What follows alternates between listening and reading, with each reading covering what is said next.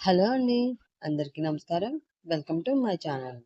ప్రేమ Bandham part 18 చూసే ముందుగా previous parts చూడని వాళ్ళు ఎవరైనా ఉంటే ప్లీజ్ ముందవి చూడండి. అప్పుడే మీకు స్టోరీ క్లియర్‌గా ఉంటుంది. అలాగే ఫస్ట్ టైం నా ఛానల్ చూస్తున్న వాళ్ళు ప్లీజ్ సబ్స్క్రైబ్ చేసుకుని మీ సపోర్ట్ అందించండి ఫ్రెండ్స్. ఇంకా స్టోరీలోకి వెళ్ళిపోదాం.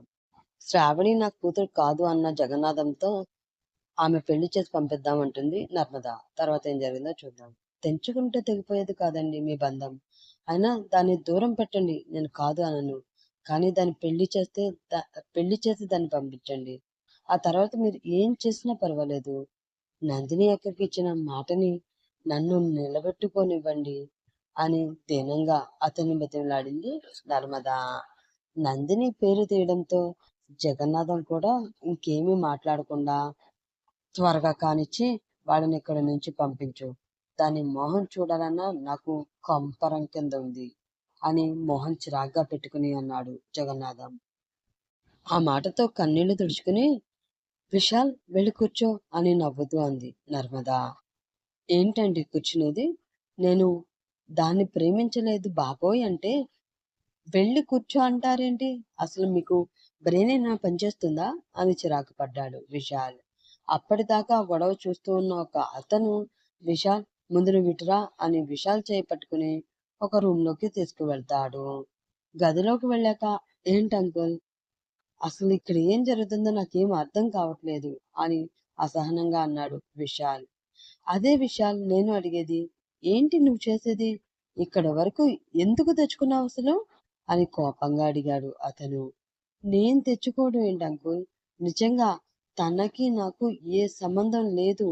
ఇక్కడ జరుగుతున్నదంతా అబద్ధం అని అన్నాడు విశాల్. సాక్ష్యాలన్నీ అంత క్లియర్‌గా ఉన్నాయి. ఆ అమ్మాయి కూడా ఒప్పుకుంది. ఇంకా నువ్వు ప్రేమించలేదంటే ఎవరు నమ్ముతారు విశాల్? ఎందుకు అలా నువ్వబద్ధం చెప్తున్నావు? అని అన్నాడతను. ఇక్కడ ఉన్న వారందరూ ఆ అమ్మాయికి సపోర్ట్ చేస్తున్నారు. నువ్వు ఇంకా సాగదీసి మీ నాన్న పరువు తీయకు. ఆయనకు సమాజంలో మంచి పేరు, గౌరవం ఉంది. ఇప్పుడు ఈ విషయం బయటకు వస్తే ఆయన పరువుకి మాయని మచ్చలా మిగిలిపోతుంది. ఆయనకు మాట రాకుండా ఉండాలి అంటే నువ్వు తల వంచి ఆ అమ్మాయి మెడలో తాళి కట్టవలసిందే. నేను ఎందుకు చెప్తున్నానో అర్థం చేసుకో విశాల్ అని అతను కొంచెం సీరియస్‌గా చెప్పాడు. అది కాదు అంకుల్ అంటున్న విశాల్‌తో ముందు నువ్వు పెళ్ళైతే చేసుకో విశాల్. తర్వాత సంగతి తర్వాత చూద్దాం అని అతనికి నచ్చచెప్పి బయటికి తీసుకువచ్చి విశాల్‌ని పెళ్లి పీటల మీద కూర్చోబెడతాడు అతను. విశాల్ అలా పీటల మీద కూర్చోవడంతో అప్పటి వరకు విశాల్ ఏదో ఒకటి చేస్తాడనే నమ్మకంతో ఉన్న మనస్విని గుండె పగిలిపోతుంది. ఆమె కళ్ళ నుంచి ఆమెకే తెలియకుండా కన్నీరు చెంపల మీదుగా జారిపోతుంది. ఇంక అక్కడే ఉండలేక వెళ్ళిపోతున్న మనస్విని చూసి మను అని పిలిచి పైకి లెగబోయిన విశాల్‌ని పక్కనే ఉన్న వ్యక్తి ఆపి కూర్చో అని అంటూ అతన్ని మళ్ళీ పీటల మీద కూర్చోబెడతాడు. విశాల్‌ని అలా చూస్తున్న శ్రావణి మనసు బాధతో మూలిగింది. అయినా తను ఏమీ చెయ్యలేని పరిస్థితి. పోనీ తను నిజం చెప్దామన్నా తను చెప్పింది ఎవరు నమ్మరు అనుకుని ఏమీ మాట్లాడకుండా కళ్ళలో నీళ్లు కారుతూ ఉండగా విశాల్ చేత తాళి కట్టించుకుని విశాల్‌కి ఇష్టం లేని భార్య అయింది శ్రావణి. తాళి కట్టి కోపంగా అక్కడి నుంచి లేచి తనతో ఆ ఏమీ సంబంధం లేనట్లు బయటకు వచ్చాడు విశాల్. అలా తనని పెళ్లి పీటల మీద వదిలి విశాల్ వెళ్ళిపోవడంతో శ్రావణికి ఏం చేయాలో తెలియక అలానే కూర్చుని ఉంది. శ్రావణి పరిస్థితి అర్థం చేసుకున్న గీతు నర్మదతో ఆంటీ మీరు వెళ్ళి శ్రావణిని విశాల్ వాళ్ళ ఇంట్లో వదిలి వస్తే బాగుంటుంది అని బెరుకుగా చెప్పింది. ఆ మాటలు విన్న జగన్నాథం ఏంటమ్మా గీతు నువ్వు మాట్లాడేది? దాన్ని మేము దించి రావటమేంటి? ఈరోజు నా కూతురు శిశిర పెళ్లి జరిగిందమ్మా. మాకు ఇంటి దగ్గర చాలా పనులు ఉంటాయి కదా! అవన్నీ వదిలేసి అడ్డమైన వాళ్ళ కోసం మా సమయాన్ని మేము వృధా చేసుకోము అని చెప్పి నర్మద చెయ్యి పట్టుకుని బయటికి తీసుకువెళ్ళిపోతూ ఉన్నాడు అతను. అది చూసిన శ్రావణికి దుఃఖం ఇంకా ఇంకా పెరిగిపోతూ ఉంది. గీతు శ్రావణి దగ్గరికి వెళ్ళి శ్రావణిని పెళ్లిపీటల మీద నుంచి పైకి లెగదీసింది. రా అని అంటుంది. కళ్యాణ మండపం అంతా మను కోసం వెతికి మను ఎక్కడా కనిపించకపోవడంతో కారు దగ్గరకు వచ్చిన విశాల్కి అక్కడ శ్రావణి కనిపించడంతో ఇరిటేషన్ గా ఫీల్ అయ్యి కార్ ఎక్కి డోర్ గట్టిగా క్లోజ్ చేస్తాడు. ఆ సౌండ్ కి ఉలిక్కుపడిన శ్రావణికి విశాల్ని చూస్తే చాలా భయం వేసింది. కారు విశాల్ కార్ స్టార్ట్ చేసి ఇంజన్ రేస్ చేస్తూ ఉన్నాడు. విశాల్ని చూసి గీతు కూడా భయపడి ఇప్పుడు శ్రావణిని విశాల్తో పంపించడమే కరెక్ట్. ఇప్పుడు కొంచెం కోపంగా ఉన్నా 2 రోజులు ఆగితే తన్నే సర్దుకుంటాడు అని మనసులో అనుకుని ఆ కార్ డోర్ తీసి శ్రావణిని ఎక్కు అని అంది గీతు. శ్రావణి ఆ కారు ఎక్కుతూ, గీతిక గారు, ఈ రోజుతో మీ ఫ్రెండ్ శ్రావణి చచ్చిపోయింది. ఇంకెప్పుడు నన్ను కలవాలని ప్రయత్నించకండి. మీకు దండం పెడతాను అని చెప్పి కారు ఎక్కి డోర్ క్లోజ్ చేసింది. ఆ మాటకి విరక్తిగా ఒక నవ్వు నవ్వుకున్నాడు విశాల్. ఫాస్ట్ గా కారు పానిచ్చాడు అతను. శ్రావణి అన్న మాటలతో ఒక్కసారిగా అక్కడే కుప్పకూలి ఏడుస్తూ ఉంది గీతిక. ఆమెకి గుండెలో చాలా బాధగా భయంగా ఉంది. విషయం తెలుసుకుని అక్కడికి వచ్చిన రాజ్ ఫాస్ట్ గా గీతిక దగ్గరికి వచ్చి, గీతు, నువ్వేం చేసినా శ్రావణి మంచి కోసమే కదా, అది తను తెలుసుకున్న రోజు తనే నీ దగ్గరికి వస్తుందిలే అని ఆమెకి నచ్చ చెప్పి బలవంతంగా ఇంటికి తీసుకువెళ్ళాడు. విశాల్ కారు చాలా ఫాస్ట్ గా పోనిస్తున్నాడు. శ్రావణి విశాల్ అలా ఫాస్ట్ గా కారు నడుపుతున్నా ఏమీ మాట్లాడకుండా తనతో ఏమీ సంబంధం లేనట్లు బొమ్మలా కూర్చుని ఉంది. ఆమె కళ్ళు ఇంకా వర్షిస్తూనే ఉన్నాయి.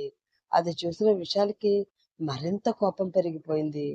ఎంత జరిగినా తనతో ఏమీ మాట్లాడని శ్రావణిని చూస్తూ ఉంటే విశాల్కి కోపం మరింత పెరిగిపోతూ ఉంది. మరోపక్క విశాల్కి వరుస పెట్టి ఫోన్ కాల్స్ వస్తూనే ఉన్నాయి. ఆ ఫోన్ కాల్స్ కి ఇరిటేట్ అయిన విశాల్ ఫోన్ స్విచ్ ఆఫ్ చేసి పక్కన పడేశాడు. హాల్లో కూర్చుని కాఫీ తాగుతున్న నాగేశ్వరరావు ఫోన్ రింగ్ అవడంతో ఫోన్ లిఫ్ట్ చేసి అవతల వ్యక్తి చెప్పింది విన్న అతను వాట్ అని గట్టిగా అరిచాడు. ఆ అరుపుతో హాల్లోకి పరిగెత్తుకుంటూ వచ్చిన అమల ఏం జరిగిందండి అని కంగారుగా అడిగింది. ఫోన్ కాల్ కట్ చేసిన నాగేశ్వరరావు, విశాల్ శ్రావణిని పెళ్లి చేసుకున్నాడంట అని చెప్పాడు. ఏంటి, మన విశాల్ శ్రావణిని పెళ్లి చేసుకున్నాడా? లేదండి, విశాల్ అలా చేయడు. మీరేదో తప్పుగా విని ఉంటారు, లేదా ఎవరైనా మీకు రాంగ్ కాల్ చేసి ఉంటారు. అయినా విశాల్ పెళ్లి చేసుకోవడం ఏంటి? మన విశాల్ మనకి చెప్పకుండా ఏ పనైనా చేస్తాడా? అలా చెయ్యడు. అలాంటిది పెళ్లి లేదు లేదు, అలా జరగదు అని చాలా నమ్మకంగా అంది అమల. అప్పుడే విశాల్ కార్ రావడంతో అదిగో వాడు వచ్చేసాడు, వాడిని అడగండి అని అంది అమల. అమల, వాడిని నువ్వేమి అనకు, అలాగే శ్రావణికి కూడా ఏమీ అనకుండా హారతిచ్చి వాళ్ళిద్దరిని లోపలికి తీసుకురా, మిగిలినవి తర్వాత మాట్లాడుకుందాం అని అన్నాడు నాగేశ్వరరావు. అసలు వాడికి పెళ్ళి అవ్వలేదంటే మీరేంటండి హారతి అంటారు అని అమల అంటూ ఉండగా, అమ్మా అని విశాల్ పిలవడంతో అటువైపు చూసిన అమల పెళ్లి బట్టల్లోని శ్రావణి విశాల్ని చూసి షాక్ అయింది. ఏంటి విశాల్ అని ఆమె అంటూ ఉండగా, అమల, నీకేం చెప్పాను అని నాగేశ్వరరావు అనడంతో అక్కడే ఆగిపోయి, సరోజ, హారతి తీసుకురా అని అంది. ఆమె అలా అండమైతే అంది కానీ ఆమె కళ్ళల్లో నీళ్లు మాత్రం క్లియర్గా కనిపిస్తున్నాయి. హారతిచ్చి శ్రావణి విశాల్కు హారతిచ్చి లోపలికి తీసుకువెళ్ళింది అమల. హారతిచ్చేసి శిశిరని లోపలికి తీసుకువెళ్ళింది దమయంతి. లోపలికి వచ్చిన కోడలతో మోహన్ రావు, అమ్మా శిశిర, ఈ రోజు నువ్వు చేసిన పనికి నీకు జీవితాంతం రుణపడి ఉంటానమ్మా. అసలు నువ్వు ఎంత మేలు చేసావో నీకు తెలుసా అని అన్నాడు. అయ్యో మావయ్య గారు, అంత పెద్ద మాటలు ఎందుకండి, ఏదో నాకు చేతనైంది చేశాను అని అంది చిత్ర.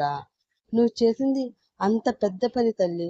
10 మందిలో మా పరువు పోకుండా ఉండడానికి నీ జీవితాన్ని అడ్డు వేసావమ్మా. ఇంత చిన్న వయసులో నీకు ఉన్న పెద్ద మనసుకి చేతులెత్తి దండం పెట్టాలి తల్లి అని అన్నాడు నాగేశ్వరరావు. అయ్యో! ఏంటి మావయ్య గారు ఇది? మా అక్క చేసిన పనికి క్షమించి నన్ను మీరు కోడలుగా చేసుకున్నందుకు మేము చెయ్యాలండి ఆ పని అని అంటూ కళ్ళలో నీళ్లు తెచ్చుకుంది శిశిర. భర్త చేస్తున్న ఓవరాక్షన్‌కి ఆశ్చర్యపోయిన దమయంతి, వీడి ఓవరాక్షన్ చూడలేక చస్తున్నాను. పాపం పిచ్చి పిల్ల వచ్చి వచ్చి ఈ క్రూర మృగాల మధ్యలో ఇరుక్కుపోయింది. వీళ్ళు ఆ పిల్లని ఏం చేస్తారో ఏంటో అని మనసులో బాధగా అనుకుని, ఏంటండి ఇది శుభమా అని కోడలు సంతోషంగా ఇంట్లో అడుగు పెడితే మీరు ఆ పిల్లని ఏడిపిస్తారేంటి? ఇవన్నీ తర్వాత మాట్లాడుకుందాం. ముందు తనని రెస్ట్ తీసుకోనివ్వండి అని శిశిర రా అమ్మా అని అంటూ ఆమెని గదిలోకి తీసుకువెళ్ళిపోయింది దమయంతి.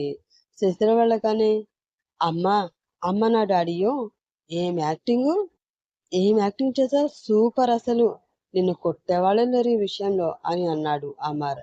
నాదేముందిరా కళ్యాణ మండపం నుంచి వచ్చేదారిలో యూట్యూబ్ లో ఏవో కొన్ని పాత సినిమాలు చూసి బట్టి పట్టానురా.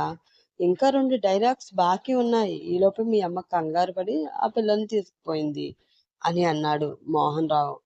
పర్వాలేదులే డాడీ నువ్వు యాక్టింగ్ లో చాలా ఇంప్రూవ్ అయ్యావు అని అన్నాడు అమర్. నీ యాక్టింగ్ ముందు నా యాక్టింగ్ ఎంతరా? ఈ పెళ్లి ఆగిపోతుంది ఏమో అని భయపడిన సమయంలో సెంటిమెంట్తో ఆ జగన్నాథాన్ని మేనేజ్ చేసి ఈ పిల్లతో పెళ్లి జరిపించుకున్నావు చూడు. అసలు నువ్వురా అసలు సిసలైన యాక్టర్వి అంటే అని అన్నాడు మోహన్ రావు.